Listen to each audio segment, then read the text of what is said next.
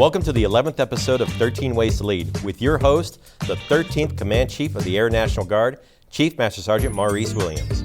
Our featured guest today is Command Sgt. Major John Rains, the Command Sergeant Major for the Army National Guard.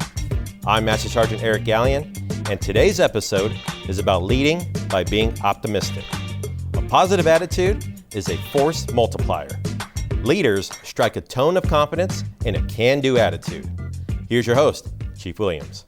Hey, today we're lucky. I have my battle buddy here with me today. He's the 13th Command Sergeant Major of the Army National Guard. So we got two number lucky 13s here with you today. And we're going to talk about being optimistic. So Sergeant Major, what I'm going to do, I'm going to turn it over to you and just talk a little bit about your background, where you're from and, family and how you be in that seat over there. Hey, appreciate it, Chief. And hey, just to start with, I'll tell everybody, me and Chief Williams go back a while. So he was in the North Carolina National Guard. I was in the Mississippi National Guard, and he worked on the EFAC. I worked on the CSMAC. So we spent a lot of time in that southeastern, region of both those organizations. So who knew when we were sitting back in that room that hey, we'd be sitting here and both of us be number 13, one on the Army side and one on the air side.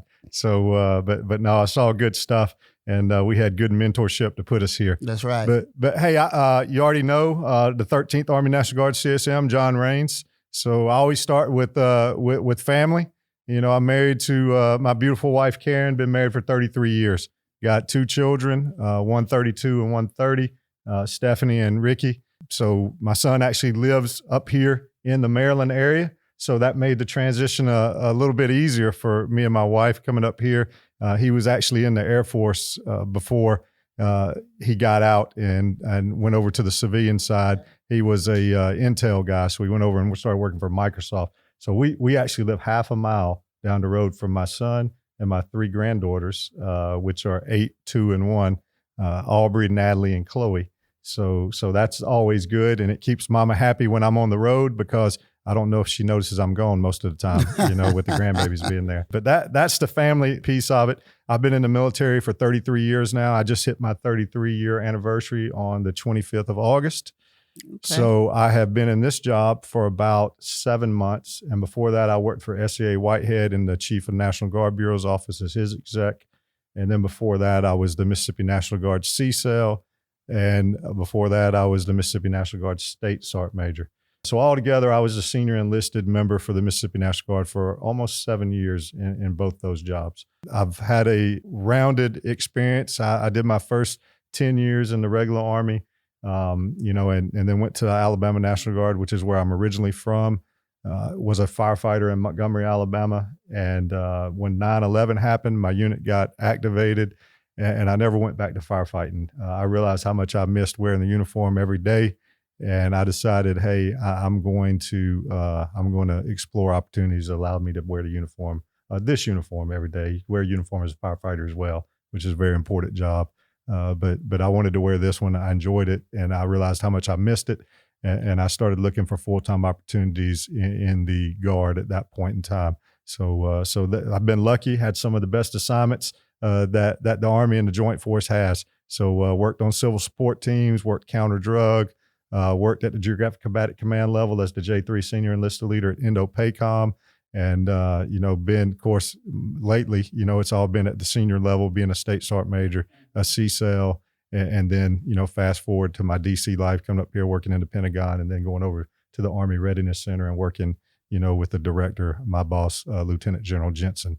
So that's my career on the military side, and I look forward to my tour, which is a 3 or 4 year tour, and I look forward to working with my counterpart over here beside me, Chief Williams, and then also on the joint side, working with SCA Whitehead.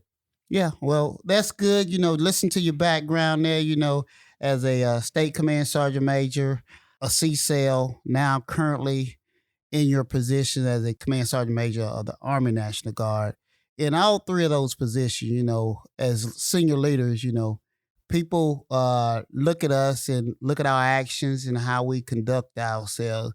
As we talk about being optimistic, And when you was in those positions, were there any times that you felt like you had to portray that based on an incident that was going on that you wanted to ensure that people felt secure in knowing that you was an optimistic leader in the situation? Anything that you can remember right offhand?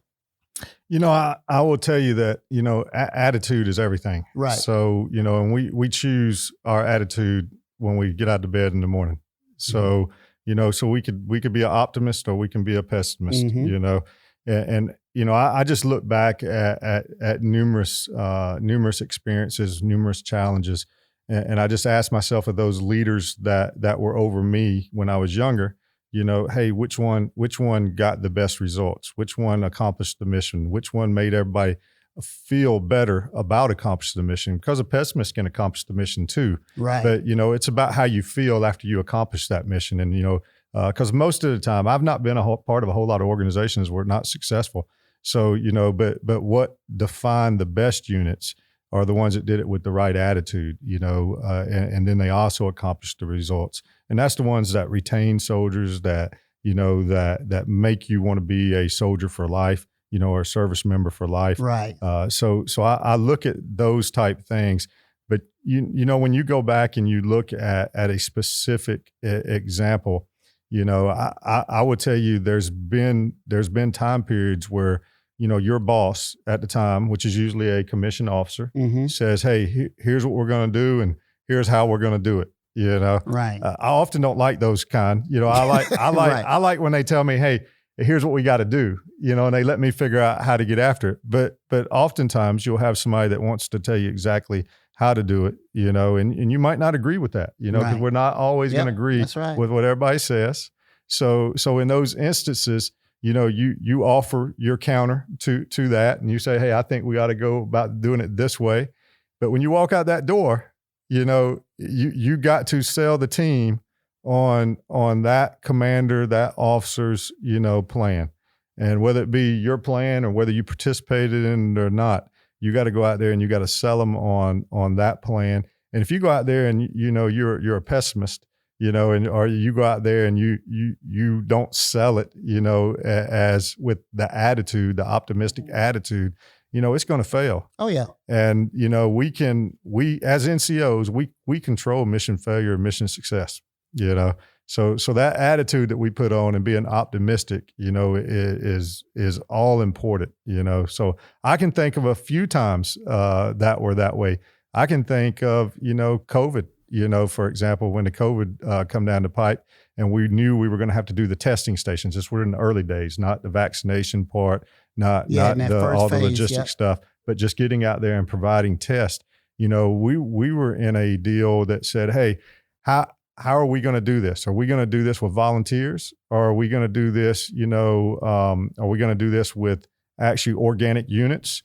So, I came down on the organic unit side of the house. I said, hey, we need leaders out there, and, my boss come down on, I think we ought to take the volunteer, route, because we got soldiers and airmen out there that, have lost jobs. They need jobs, and, I was through experience, I was looking at, hey, you know what, if we don't put the leaders out there, and we just take the volunteers, we might not get the right leaders that know their soldiers, know their airmen, and do that piece. And we experienced some pains on that. Ultimately, I think we were probably both right, because we experienced some pains on not having the right leaders at the right place. Ultimately, by getting to know each other at those pod sites and stuff, they developed those relationships and got to going. But he was also right. And hey, man, we got to find some employment for these soldiers that have been laid off because of the COVID. So it's both right. But either way, I had to go out there and put that positive face on, that positive attitude, and be optimistic. Or I could have went out there and say, no, we ought to do it this way. And I'm not happy. I'm not happy. This is the tags. This tag's call. This is my call. Right. But that's not going to create success for the mission. And even if you do succeed, it's gonna create that rub, between the two of you going forward for other missions. Right. And people see straight through that when you're not being sincere and you don't really truly believe. Because one of the quotes I like to use is, hey, people buy into the leader before they buy into the vision. You got to be that strong leader walking in hey, having that positive spin, motivating, inspiring those to follow you through that brick wall or whatever the situation may be. And that's what we got to do. Hey, if you're optimistic and the leaders are optimistic, it creates a culture that people want to be in. It creates that hope that people want to see to push on. I think that's why our professional military education, hey, it needs to be incorporated in there in that culture building, because that's going to keep people in the organization that's on into the future. You talked about the family a little bit. Is that something that you cultivate among your family within family time and being optimistic and making sure you have that family time? You mentioned the granddaughters that you're very passionate about. Is that something that you are instilling in the granddaughters just from an early age? Yeah, I try to. So it's hard when you start looking at, raising kids, being a grandparent, which is not the same as raising kids, by the way. We talked about that earlier with the team here. But it's hard, but it does draw parallels to your military service. Not that these are our kids in service, but they're somebody's kids, right? So you look at that and you do gain lessons learned from everything you do. So I've gained lessons learned from both sides that I could use on one side or the other side, and to help me, get the points across, get after the mission better.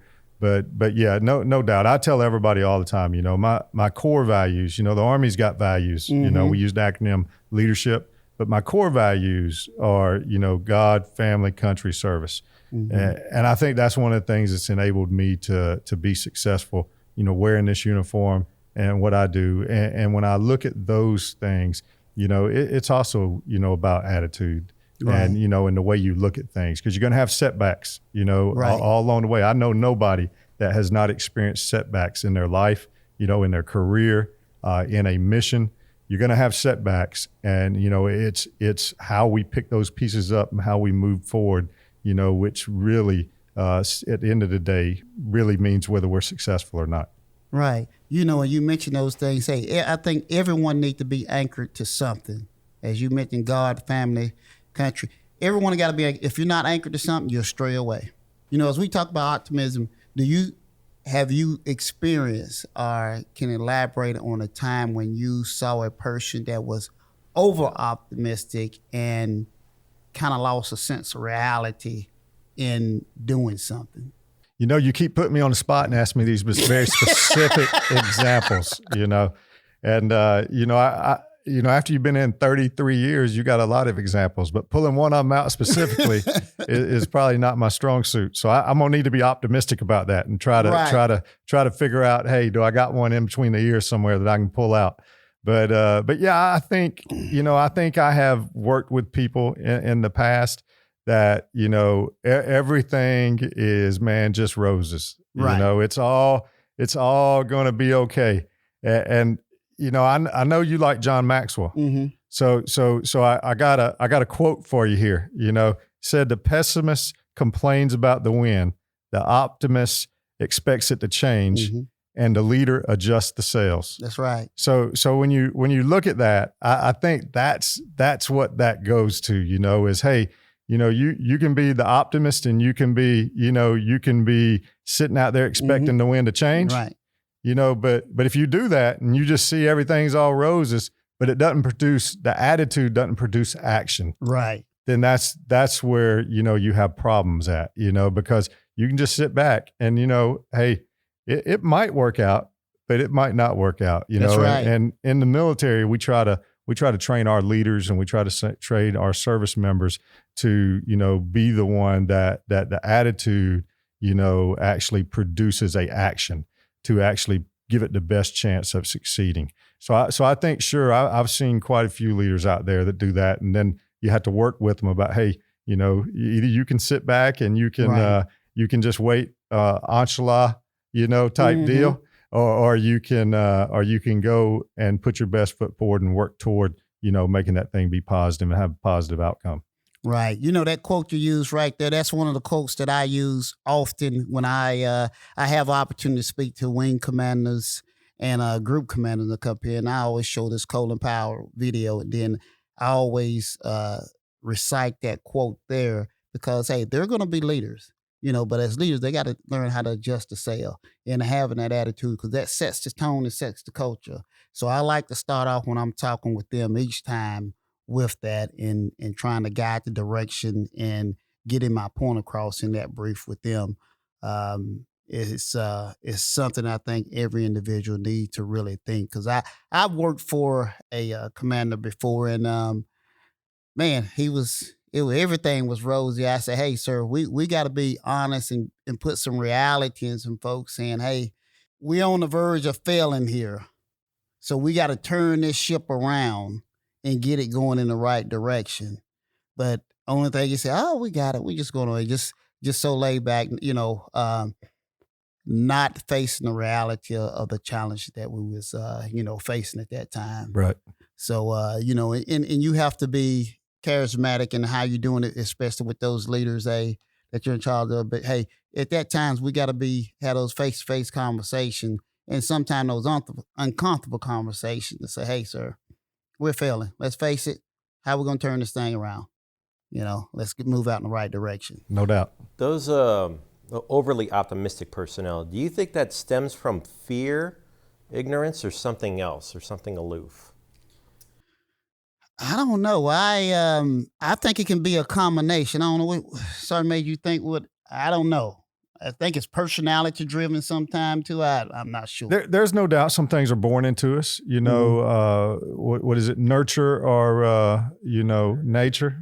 So I think also when you look at that, sometimes it's how you're raised. Who the group of people you're around, and they kind of set your attitude. But then I look at my kids and my grandkids, and I look at how different they all are. And they've grown up with the same experiences. So, but they're different. Some of them are optimistic by nature, and some of them are pessimistic by nature. So I don't know. I know you can change it though. I know you can work through, just like anything else we do.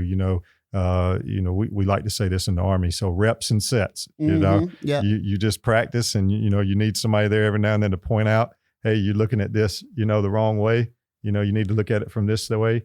And over, you do that enough times, and you do those reps and sets, you actually build those habits, and you actually do the nurture side of that. And you actually adjust it and get them on a more optimistic, which I think is the preferred, even though you need a pessimist every now and then. Yeah. You need some balance. Absolutely. That's right. You need pessimists. I was back when I was a wing command chief back in one of the wings, I had a chief there, every idea we come up, and he would always be the one. It's not gonna work. It's not gonna work. There's something wrong.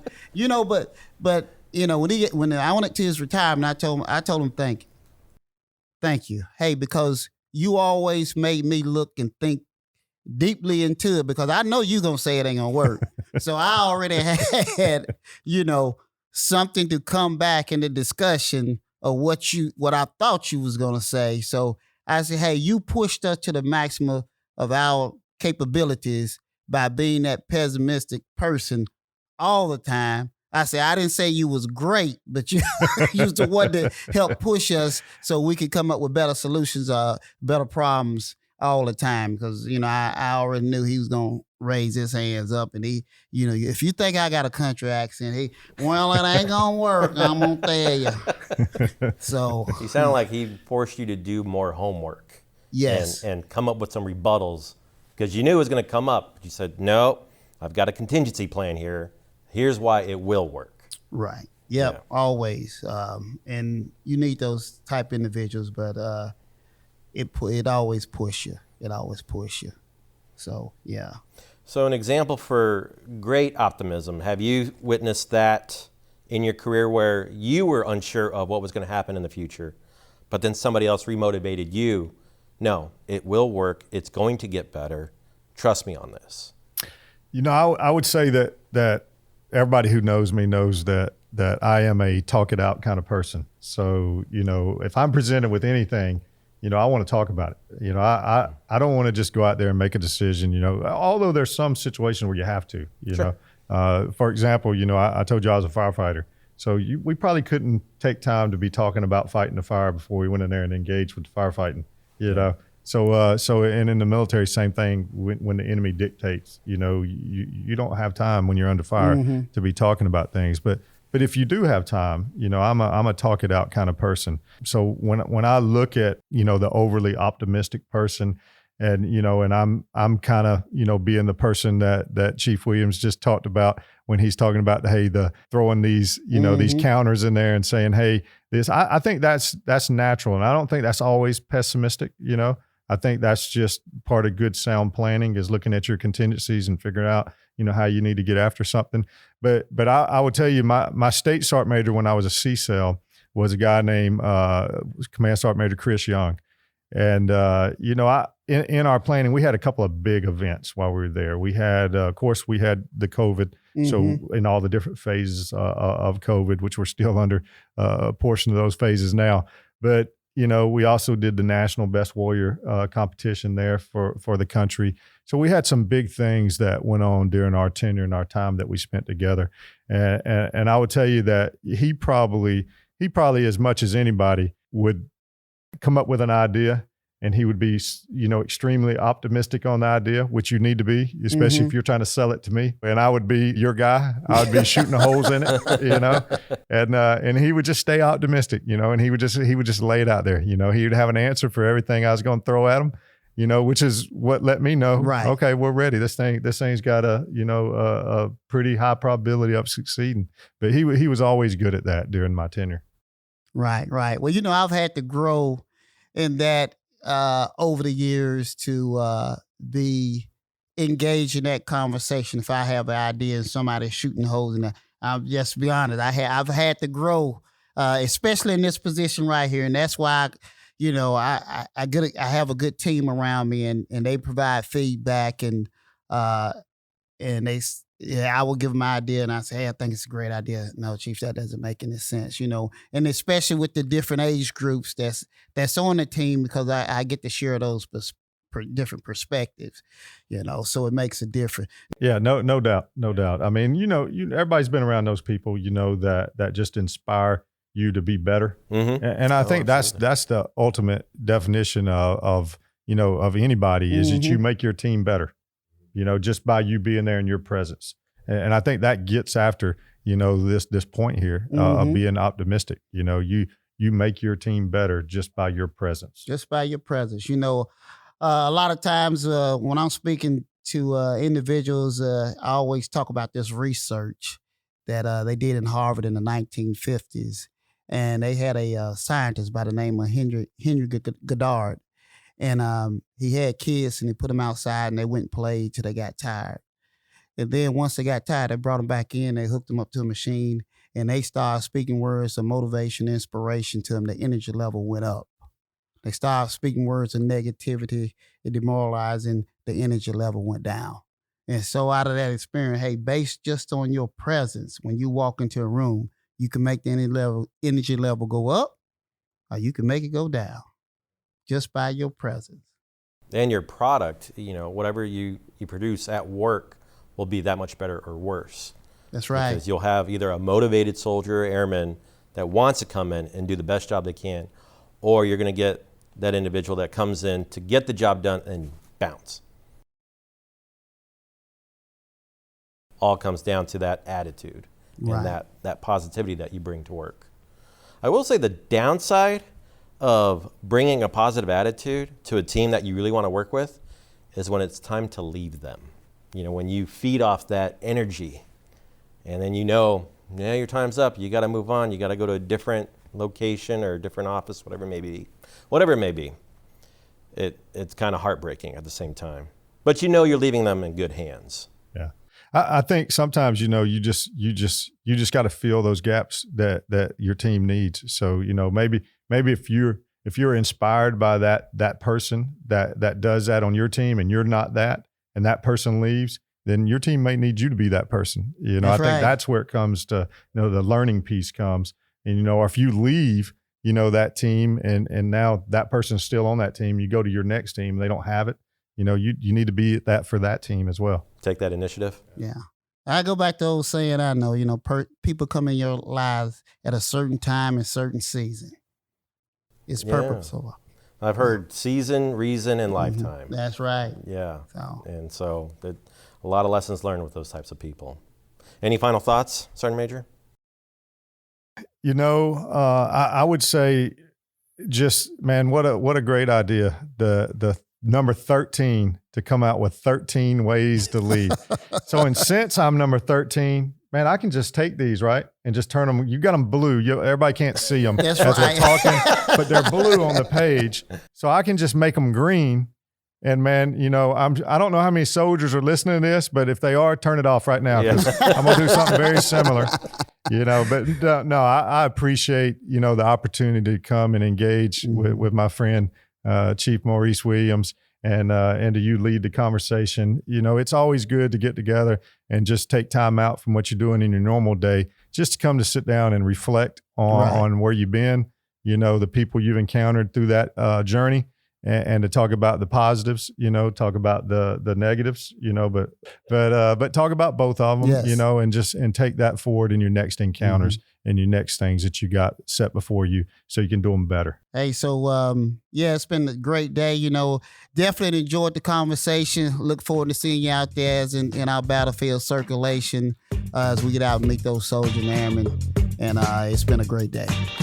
Thank you, Chief Williams. And thank you, Sergeant Major Raines, for coming together and talking to us about leading by being optimistic.